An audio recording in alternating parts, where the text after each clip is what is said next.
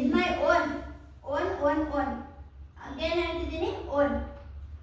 You are my real Charlie Chaplin because you always kept me laughing. You never gave a chance for me to cry. Never told me no for anything and always given me everything that I've asked and not asked. And most importantly, you have given me the best life I could never ask for. ಕನ್ನಡದಲ್ಲಿ ಹೇಳ್ತಿದ್ದೀನಿ ಈಗ.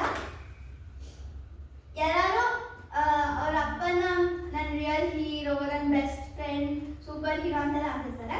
But ನಾನು ನಮ್ಮ ಅಪ್ಪನ Charlie Chaplin ಅಂತ ಅಂತೀನಿ. Because ಯಾವಾಗಲೂ ಅಪ್ಪಂಗೆ ಎಷ್ಟೇ ದುಃಖ ಆಯಿತು, ನಮ್ಮ ಅಪ್ಪ ರಘುನಾಥ್. ಅದೇ ಚಾರ್ಲಿ ಚಾಪ್ಲಿನೇ ನೀನು, ಅದನ್ನೇ ಹೇಳ್ತೀನಿ ನಾನು. ಸೊ ನೀನು ನಿನ್ನ ಹತ್ರ ಎಷ್ಟೇ